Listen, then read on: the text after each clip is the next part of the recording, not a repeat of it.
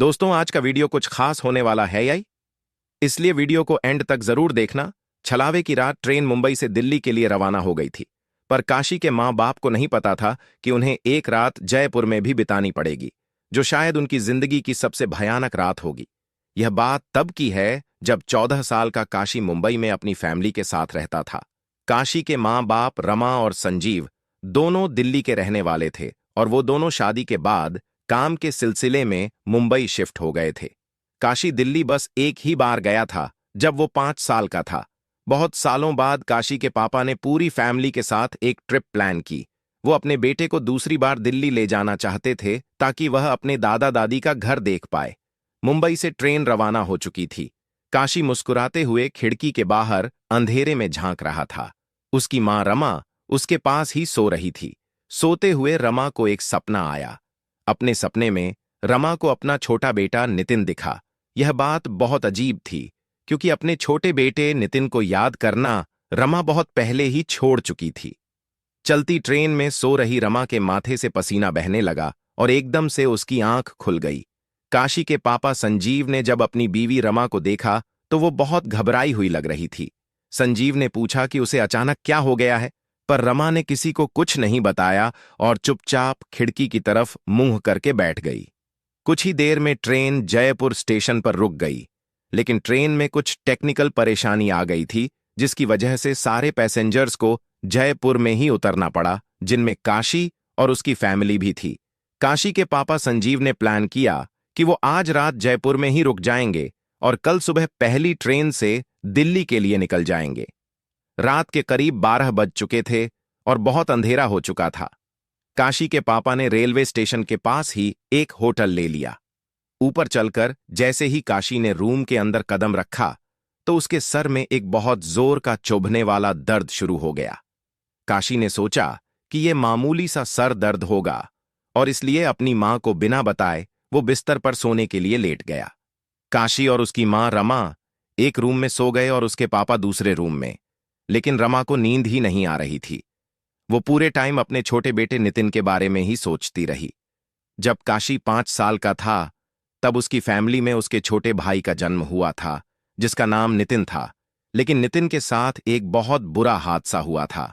5 साल का काशी और करीबन 1 साल का नितिन अपने माँ बाप संजीव और रमा के साथ ऐसे ही ट्रेन से एक बार जयपुर जा रहे थे।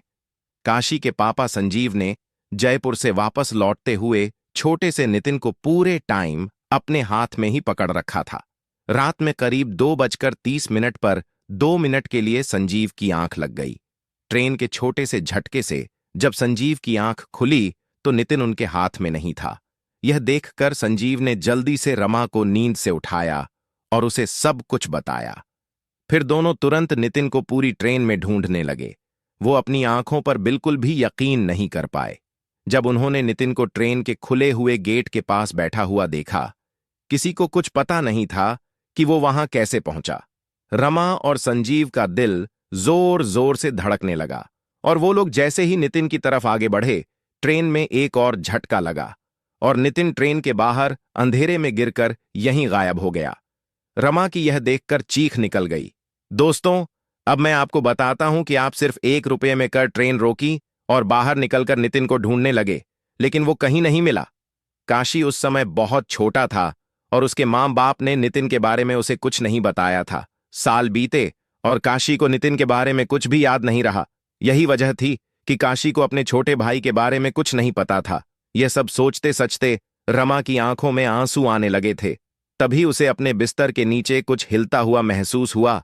वो चुपचाप बिना हिले पता लगाने की कोशिश कर रही थी कि उसकी नजर दीवार पर टंगी घड़ी पर संगीत गई। रात के 3 बज रहे थे। एकदम से होटल के रूम का टेम्परेचर गिरने लगा और रूम में बहुत तेज ठंड हो गई, जबकि बाहर गर्मी का मौसम था। रमा को जयपुर की गर्मी में तेज ठंड लग रही थी। रमा को कुछ बहुत अजीब लग रहा था। तभी रमा की पीठ के पीछे से एक आवाज आई, माँ। माँ पीछे मुड़कर, मुझे देखो ना, मैं हूं आपका नितिन। रमा के कान में कोई बहुत धीरे धीरे उसे पुकार रहा था और पीछे मुड़ने के लिए बोल रहा था। वो आवाज सुनकर रमा की रूह कांप गई और डर के मारे रमा एक ही करवट में लेटी रही। उसका छोटा बेटा नितिन वाकई उसे पुकार रहा है। वो मुड़ने ही वाली थी पर रुक गई। रमा को कहीं से याद आया कि जब कोई आत्मा पुकारती है तो पीछे मुड़कर नहीं देखना चाहिए। कुछ देर तक आवाजें उसे यूं ही पुकारती रहीं, पर कुछ मिनटों बाद वो अपने आप बंद हो गई। ठंड भी अब धीरे धीरे कम हो गई थी और उनके रूम का टेम्परेचर भी पहले की तरह नॉर्मल हो गया था। जब चीजें ठीक हुईं तो काशी की मां ने बड़ी हिम्मत करके पीछे मुड़कर देखा तो उसे वहां कोई नहीं दिखा। कोई था तो बस काशी। रमा ने देखा कि काशी का मुंह खुला हुआ है और उसकी आंखें ऊपर छत की तरफ देखे जा रही हैं। ऐसा लग रहा था कि मानो काशी का मुंह अटक गया हो। रमा ने काशी के माथे पर हाथ रख के देखा तो वो बुरी तरह तप रहा था। काशी को बहुत तेज बुखार था। रमा ने काशी को दवाई खिलाकर उसके माथे पर गीली पट्टियां रखी, लेकिन उसका बुखार उतर ही नहीं रहा था। फिर रमा ने दूसरे रूम में लेटे संजीव को उठाया और उसे सब बताया। जब रमा और संजीव वापस कमरे में आए तो उन्होंने देखा कि काशी जोरों से कपकपा रहा है। ऐसा लग रहा था कि जैसे उसे बोरे पड़ रहे हों। अचानक से काशी की आंखें सफेद पड़ गईं और वो हवा में ऊपर झूलने लगा, और तभी किसी बहुत ही छोटे बच्चे की हंसने की आवाज पूरे कमरे में गूंजने लगी। कमरे की सारी लाइट्स जल बुझ करने लगी, वो लाइट्स भी जिन्हें कभी ऑन किया ही नहीं गया था। रमा और संजीव को कुछ समझ नहीं आ रहा था। संजीव जल्दी से होटल स्टाफ को चीखते हुए मदद के लिए बुलाने लगा। जैसे ही होटल का स्टाफ वहां आया, वैसे ही काशी बेजान होकर बिस्तर पर गिर पड़ा और सारी लाइट्स ने भी जलबूझ करना बंद कर दिया। जब रमा काशी के पास गई तो काशी की आंखें बंद थीं। वो बिल्कुल भी रिएक्ट नहीं कर रहा था, इसलिए वो लोग तुरंत उसे पास के हॉस्पिटल ले जाने लगे। लेकिन जैसे ही काशी होटल से बाहर निकला, उसकी आंखें अपने आप खुल गईं और उसका शरीर भी अब पहले की तरह तप नहीं रहा था। काशी को ज्यादा कुछ तो याद नहीं था, लेकिन उसने बताया कि उसे एक छोटा बच्चा अपने रूम की खिड़की पर बैठा दिखाई दिया था। उस रात रमा और संजीव काशी की यह बात सुनकर बहुत ज्यादा घबरा गए थे। किसी तरह उन्होंने पास के हॉस्पिटल में ही वो रात काटी और सुबह होते ही वो बस से दिल्ली के लिए निकल गए। काशी अब बिल्कुल ठीक था।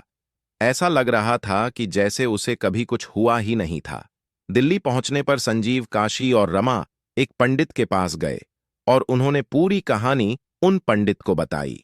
पंडित ने काशी के माँ बाप को बताया कि कल जो भी रूम में आकर रमा को पुकार रहा था, वो उनका छोटा बेटा नितिन नहीं था, बल्कि कोई और आत्मा थी जो उनकी दुख भरी याद का फायदा उठाकर अपना काम करवाना चाहती थी। उन्होंने काशी के सर पर हाथ फेर कर मुस्कुराते हुए बोला कि अब उन्हें कोई परेशान करने नहीं आएगा। पंडित ने आखिर में काशी के माँ बाप को अलग से भी बोला कि उनके छोटे बेटे नितिन की आत्मा अब भी उनके साथ है और हमेशा उन तीनों की रक्षा कर